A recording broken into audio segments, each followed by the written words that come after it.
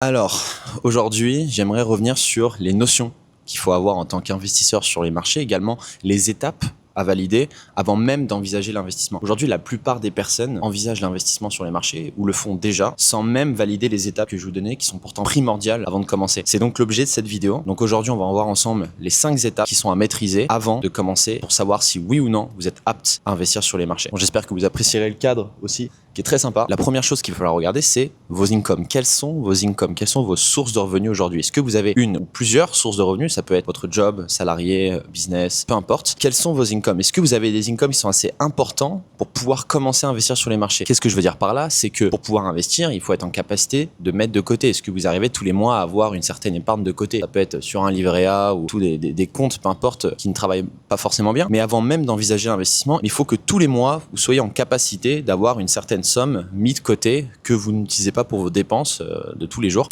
Alors quand je dis une certaine somme, je vais être très transparent avec vous et je peux peut-être en étonner certains. C'est vrai qu'on voit partout que c'est mieux que rien d'investir, que ce soit 50, 100, 200 euros. Voilà, je peux comprendre. Voilà, c'est pas tout le monde qui arrive à avoir les revenus pour pouvoir investir de manière importante. Mais il faut savoir que aujourd'hui, l'investissement long terme, c'est quoi? C'est de se construire un patrimoine. Alors certes, pour notre descendance, pour des enfants, pour ceux qui en ont, etc. Mais aussi pour notre intérêt personnel. Et ça passe par quoi? Ça passe par des revenus passifs. Et les revenus passifs, ils arrivent à un moment où on a un certain patrimoine, pas 10, 20 000 euros. Donc là où je veux en venir, alors oui, c'est très bien de pouvoir mettre même des petites sommes de côté par mois, c'est mieux que rien. Effectivement, vous pouvez quand même construire un patrimoine, mais malheureusement, c'est pas vraiment vous qui va en bénéficier, ou du moins, je vois pas l'intérêt de commencer à profiter à 70 ans. Ok, le but de la vie même, c'est de l'apprécier. Et certes, j'ai rien, c'est toujours mieux que rien de profiter de sa vie à 70 ans, 80 ans, je sais pas, mais c'est pas les meilleures années pour nous, je pense, pour pouvoir voyager, profiter, faire des choses, aller dans des restaurants.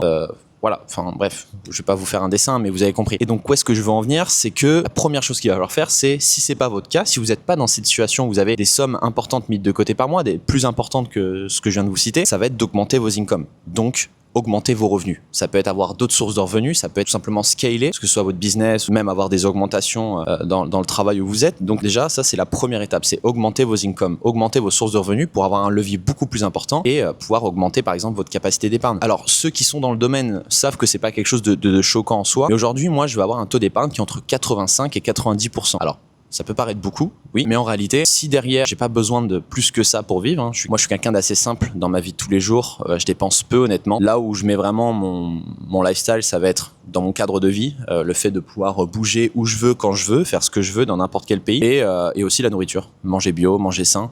Ça c'est quelque chose qui est important pour moi, tout simplement parce que c'est notre santé, c'est ce qui fait qu'on va durer dans le temps. Donc déjà, la première étape, vous l'aurez compris, c'est augmenter vos incomes. Le deuxième point qu'il va falloir valider, c'est vous mettre en condition.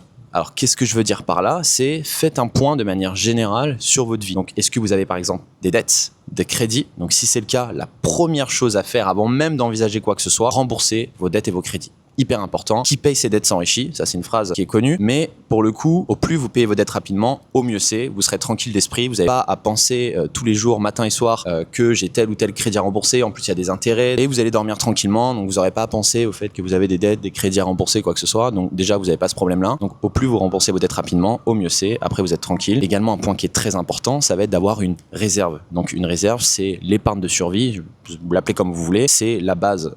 En tant qu'investisseur, c'est avant même d'envisager d'investir, toujours avoir une réserve au cas où il vous arrive un pépin. Donc ça peut être un accident, ça peut être n'importe quoi. Je sais pas, demain je fais un accident de scooter à Bali ou peu importe. Là au moins je sais que j'ai du cash pour payer maintenant et que j'aurai pas besoin de revendre en fait mes actifs. Parce qu'en fait le but même de l'investissement, c'est de laisser les intérêts composés travailler, c'est laisser les performances faire leur travail. Et si c'est pour au final devoir tout revendre derrière sur une période qui n'est pas forcément favorable, ça va à l'encontre en fait de vos intérêts. Donc, partez du principe à partir du moment où vous investissez tous les mois, donc le cash que vous allez mettre sur les marchés, que vous n'allez pas le revendre, vous n'allez pas le revoir avant 10 ans. C'est pas forcément le cas, mais c'est la meilleure psychologie à avoir puisque avec vous êtes dans une situation confortable pour pouvoir conserver vos actifs et laisser travailler. Parce que je dis 10 ans parce que c'est une bonne moyenne pour pouvoir avoir un bon retour sur investissement. Il n'y a aucun intérêt aujourd'hui d'investir sur les marchés si c'est pour revendre au bout d'un an parce que vous avez vu un objet ou un sac ou alors vous voulez changer de classe d'actifs tout simplement.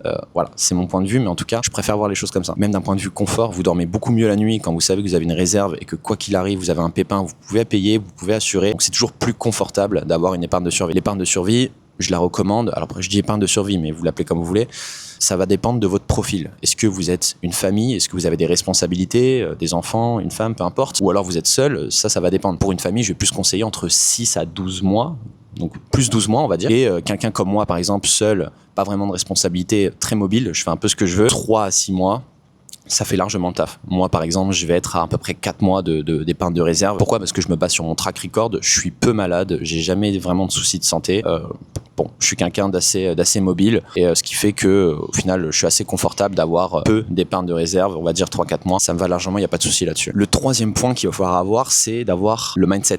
Le mindset pour investir, c'est quelque chose de très important. C'est-à-dire se mettre en condition psychologique pour investir. L'investissement, c'est vraiment une philosophie de vie. C'est compliqué à expliquer comme ça sur une vidéo, il faudrait vraiment refaire toute une vidéo, mais c'est vraiment une philosophie de vie. C'est une manière de voir les choses qui est complètement différente parce qu'on calcule tout en termes de coût d'opportunité. Par exemple, voilà, un sac qui m'intéresse, qui coûte 3000 €, d'accord, mais c'est 3000 € investis pendant 10 ans. Quel est le retour sur investissement que je vais avoir? Probablement doublé, d'accord? Donc en fait, alors oui, il y en a beaucoup qui vont dire, ouais, mais attends, mais si tu fais ça avec tout, tu profites pas. Effectivement, ouais. Je suis d'accord, il y a des limites, mais il y a beaucoup de choses où on se rend compte que ça nous rend pas plus heureux de posséder ces objets, ou bien tout simplement que ça va pas vraiment nous aider à nous enrichir et qui ne correspondent pas avec nos objectifs. En tant qu'investisseur, on va vraiment avoir une philosophie de coût d'opportunité. Tous les objets pour lesquels on est intéressé, qu'on veut avoir, on va calculer le coût d'opportunité. À titre exemplaire, il y a une montre que j'aime beaucoup, par exemple, c'est une Datejust Wimbledon. Je pense que pour les connaisseurs, vous voyez de quoi je parle. Alors oui, typiquement, je peux me la payer quand je veux. Là-dessus, il y a pas de souci. Et cette montre-là, j'en rêvais il y a encore quelques années. Il y a encore 2-3 ans. Okay. Et maintenant que j'ai les moyens de me l'offrir,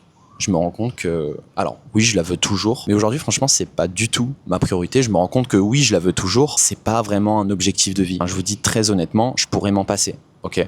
C'est des choses que j'aime bien, mais c'est loin d'être ma priorité. Ma priorité numéro 1 aujourd'hui, c'est de conserver mon lifestyle, c'est de conserver ma vie que j'ai maintenant, c'est-à-dire continuer à voyager à travers le monde, faire ce que je veux, où je veux, quand je veux, avec qui je veux. Ça, c'est lifestyle. Ça, c'est le vrai luxe. Ok. Il y a beaucoup de personnes qui se rendent pas compte, qui sont dans leur routine, etc., qui ont leur job et tout ça, mais vous vous rendez pas compte à quel point le vrai luxe et la quantité de bonheur que j'ai dans ma vie aujourd'hui, elle est 1000 fois supérieure, pas parce que je gagne plus d'argent. Alors c'est vrai que dans les 2 dernières années, mes revenus ont vraiment augmenté. On va dire que je gagne à 5 à 6 fois plus par rapport à ce que je faisais avant. Mais cet upgrade de vie, je l'ai eu à partir du moment où j'étais libre, en fait. Et ça fait vraiment la différence. Ça, pour moi, c'est s'offrir du vrai lifestyle. Et c'est ça qu'en fait, un patrimoine peut vous apporter. C'est-à-dire, peu importe dans la situation que vous êtes, peu importe où vous êtes, ce que vous faites, vous savez que vous avez de l'argent qui tombe tous les mois et que vous êtes dans une situation qui est confortable. La majorité des personnes aujourd'hui ont une vision court terme. Les gens veulent tout de suite. Les gens vont vouloir se récompenser avec de la gratification instantanée, c'est-à-dire des sacs de luxe, des montres, quoi que ce soit, alors qu'ils ont un revenu, désolé pour ceux qui dans ce cas, mais qui sont modestes. J'ai une tonne d'exemples que j'ai vus dans ma vie, ok, même des gens proches de moi, malheureusement, ou quoi que ce soit, qui sont dans cette situation. Ok. Combien de fois j'ai vu des cas où des personnes vont gagner. Je vais vous donner un exemple qui m'est propre. C'était dans un dîner avec des amis. Un de mes amis avait apporté un autre ami qui lui arrive, je le connaissais pas plus que ça, mais Rolex GMT Master 2, bracelet clou Cartier, voilà, pantalon, bref, je sais plus ce qu'il avait, mais full luxe. Et le mec vraiment en place. Et là, je lui demande un petit peu ce qu'il fait dans la vie, etc. Et il me sort, je bosse dans une boutique de vêtements à côté, je gagne 1500 € par mois. Et à la fin du dîner, j'ai mon ami qui lui dit tu viens avec nous, on va dans un bar, etc. Et lui répond ah bah je peux pas, j'ai plus de sous et j'ai plus d'essence non plus. Je suis désolé hein, mais si vous êtes dans cette situation, vous êtes un clochard. Alors je vais étonner beaucoup de personnes, mais je sais qu'il y a énormément de personnes qui sont dans ce cas. Si en faisant ce genre de move, vous pensez avoir les moyens, je suis désolé mais vous faites de la peine quoi. Ça, c'est typiquement ce que énormément de personnes font. J'ai cité un exemple, hein, mais il y en a tellement d'autres. Enfin, je veux dire, là, je viens de vous citer un exemple, mais il y en a tellement d'autres. Je veux dire, la majorité des personnes, en réalité, font comme ça. La majorité des personnes ont cette psychologie de vie. Il y a combien de personnes j'ai vu acheter des sacs à 2-3 000 balles, c'est leur salaire. C'est ridicule. C'est ridicule. Acheter une ceinture à 500 € alors quand tu en gagnes 2000. Enfin, tu mets un quart de salaire dans une ceinture. Ok, j'en ai pas des ceintures. Hein. Moi, j'ai une ficelle. Je veux dire, c'est ridicule, tu vois. Et quand tu as cette philosophie de vie, bah, t'es très mal barré pour commencer à investir sur les marchés, en fait. Puisqu'en fait, tu tu as une vision qui est extrêmement court terme et en fait c'est comme ça littéralement que tu vas détruire ton patrimoine. Donc, comme j'ai dit, la première chose qu'il va falloir faire, c'est se mettre en condition, développer une discipline, que ce soit dans vos dépenses, optimiser vos dépenses, arrêtez d'aller au Starbucks, payer votre café 4-5 euros qui est dégueulasse si vous avez une machine à café chez vous qui vous fait un café meilleur à 50 centimes. Vous voyez ce que je veux dire? C'est plein de choses comme ça où il faut apprendre à développer une discipline et tous les mois être en capacité d'avoir des revenus que vous allez placer automatiquement et aussi optimiser vos dépenses. Se développer un patrimoine, ça passe également par optimiser ses dépenses. Les abonnements qui servent à rien que vous gardez, etc. Netflix, par exemple. Netflix. Je sais que la plupart des gens ont Netflix. Très honnêtement, posez-vous la question là tout de suite pendant cette vidéo. Est-ce que vous regardez Netflix? Honnêtement, combien de fois vous en servez dans l'année? Est-ce que ça vaut le coup? Non. Moi, par exemple, Netflix, j'ai que les comptes des copines que j'ai eues ou des trucs comme ça. Je vais pas payer 15 euros par mois ou quoi pour si je m'en sers une fois tous les 6 mois. Vous voyez ce que je veux dire? Alors, un autre point également sur la psychologie, ça va être prenez pas en compte ce que les gens disent autour de vous. Regardez les gens qui sont autour de vous. Faites un point. Ça peut paraître un peu brusque, hein, ce que je dis, mais est-ce que ces personnes-là, ça peut même être votre famille, vos proches, peu importe. Faites un point autour de vous. Est-ce que vos proches, donc les personnes qui sont autour de vous, ont atteint les objectifs que vous voulez atteindre ou du moins sont sur le bon chemin? Si c'est pas le cas, c'est pas des points à prendre en compte, ok? Ça peut même être des membres de la famille, etc. C'est pas parce qu'ils veulent notre bien qu'ils ont forcément les connaissances à nous apporter ou le savoir-faire pour atteindre les objectifs que nous on veut. Vous voyez ce que je veux dire? On a tous ces gens autour de nous, même moi c'est mon cas dans ma famille, hein, ma propre famille. Oui, la bourse est risquée, c'est compliqué en ce moment, ou regarde la crise de 2008, oula, ça veut dire que, attention, etc. Je veux dire, ces phrases-là ne sont basées sur aucun track record, ne sont basés sur absolument rien. La majorité des gens vont dire ce que répètent leurs voisins. En fait, c'est aussi simple que ça. C'est du porte-à-porte qui, tout simplement, ne mène à absolument rien. Ok, oui, il y a eu une crise en 2008, mais on en est où aujourd'hui? Où est-ce qu'on en est? Ok, il y a eu le Covid, où est-ce qu'on en est? On est en chute libre? C'est la fin du monde? Non. La majorité de ces personnes-là sont investies dans des classes d'actifs qui sont médiocres. Par exemple, le livret A par lequel ton capital se fait bouffer par l'inflation, l'assurance vie à 2 balles, ou alors tout simplement les gens aussi achètent leur résidence principale en pensant faire un investissement, en se disant ah très bien, j'investis, c'est de l'investissement car j'habite ici, etc. C'est intéressant. Faut arrêter de prendre en compte ce qui est dit autour de vous. Basez-vous sur ceux qui ont une expérience. Basez-vous sur ceux qui ont atteint les objectifs que vous avez atteints. Le 4e point sur lequel j'aimerais revenir, c'est se construire un patrimoine, donc une stratégie d'investissement en fonction de votre profil. Donc ça, il faudra en faire une vidéo à part entière. Ce que je fais moi n'est pas forcément bon pour vous. Et inversement, ce que fait telle ou telle personne n'est pas forcément bon pour vous. Okay? C'est important de développer sa stratégie en fonction de son profil. Je l'avais déjà expliqué dans une autre vidéo, il me semble, mais quelqu'un comme moi va avoir un portefeuille plus agressif parce que je peux me permettre de le faire, parce que je suis sur les marchés tous les jours, parce que j'ai peu de responsabilités, je suis très mobile. Si je compare à quelqu'un qui a déjà fait son cash, qui a déjà fait son patrimoine, qui a 40-50 ans, qui a envie d'être en position de rentier, donc avoir une stabilité sur son patrimoine, cette personne-là va chercher des classes d'actifs qui sont différentes. Hein. Ça peut être par exemple des obligations avec des taux qui sont fixes. Donc voilà, c'est important de développer votre stratégie d'investissement, d'avoir vraiment un plan à suivre et pas partir dans le vent comme ça sans vraiment savoir ce que vous allez faire. Et le dernier point, c'est tout simplement passer à l'action. Il n'y a pas de bon moment pour investir. Le bon moment, c'est maintenant.